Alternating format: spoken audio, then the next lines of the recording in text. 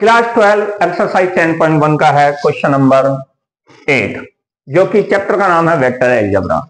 यहां पे इन्होंने क्या काम किया है, 2 पॉइंट गिवन कर दिए हैं और कहा है कि एक का नाम P है, दूसरे का नाम Q है। P से Q की तरफ जाना है वेक्टर का साइन लेकर, एरो किधर रहेगा वो बात बता रहा हूं मैं।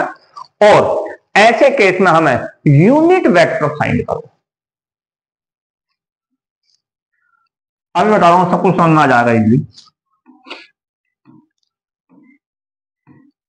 पी क्यू, दिमाग नहीं लगाना कहां पी की लोकेशन होनी चाहिए, कहां क्यू की लोकेशन होनी चाहिए। आर्बिट्रेरी रैंडमली वैसे उठाकर फिगर बना दिया आप लोगों को एक्सप्लेन करने के लिए। पी के कुछ कोऑर्डिनेट्स हैं 1,2,3, 1,2,3। इसी तरीके से क्यू के भी 4,5,6 ये हमें कोऑर्डिनेट्स गिवन कर दिए हैं। ठीक है, हमसे कहा गया है कि यह जो वेक्टर पी क्यू बना इसकी डायरेक्शन में यूनिट वेक्टर बताओ। क्या बताना है? Unit vector. फिर मैं कह रहा हूं पी और क्यू की लोकेशन कहां होनी चाहिए, दिमाग नहीं लगाना।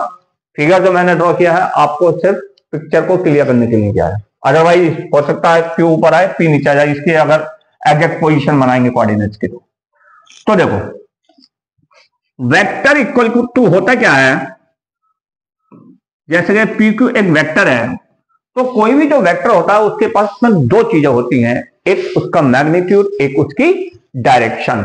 तो इसी तरीके से हम लिखेंगे वेक्टर इक्वल टू हो जाएगा पी क्यू का मैग्नीट्यूड, ठीक है, और साथ ही साथ क्या, पी क्यू की डायरेक्शन। ये ऊपर एक कैप लगा देते हैं जो कि डायरेक्शन को इंडिकेट करता है, इसी का नाम होता है यूनिट वेक्टर।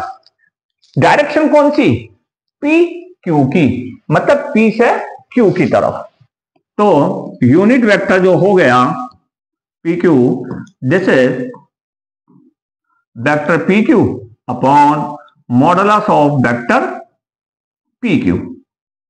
आई होप यहां तक सब समझ में आ रहा होगा। किसी बच्चे को कुछ समझ में नहीं आता तो कमेंट कर दिया करो, और अगर पसंद आ जाता तो उसको लाइक जरूर किया करो वीडियो को। अब पी क्यू कैसे निकलेगा देखो, तो पी क्यू निकालने का मैंने पिछले क्वेश्चंस में आप लोगों को बहुत ढंग से एक्सप्लेन किया था कि जब किन्हीं 2 पॉइंट के हमें कोऑर्डिनेट गिवन हो और उन 2 पॉइंट को मीट कराने वाला वेक्टर डिफाइन कराया जाए तो कैसे निकालते हैं हम,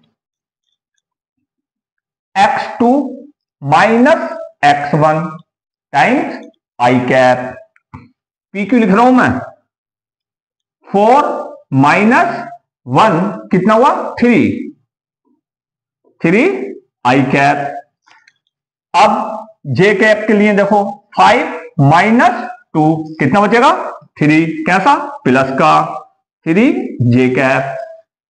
6 माइनस 3 कितना बचा, 3, कैसा, प्लस का 3 K cap divided by magnitude.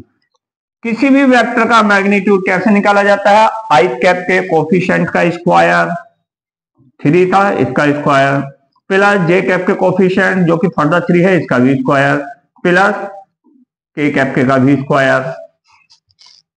तो यह कितना हो जाएगा, 3 3 जा 9 प्लस 3 3 जा 9 प्लस 3 3 जा 9, 9 प्लस 9 प्लस 9 कितना हो जाएगा, 27।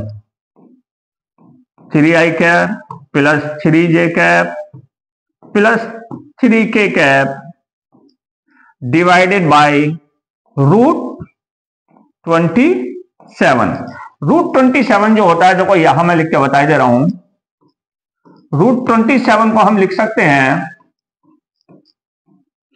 9 इंटू 3, और इसको फर्दर लिख सकते हैं 9 इंटू रूट 9 और रूट 3 अलग। और रूट 9 क्या होता है, 3 होता है ये तो 3 रूट 3 किसकी जगह लिख सकते हैं, रूट 27 की जगह, यहां कर दे रहा हूं।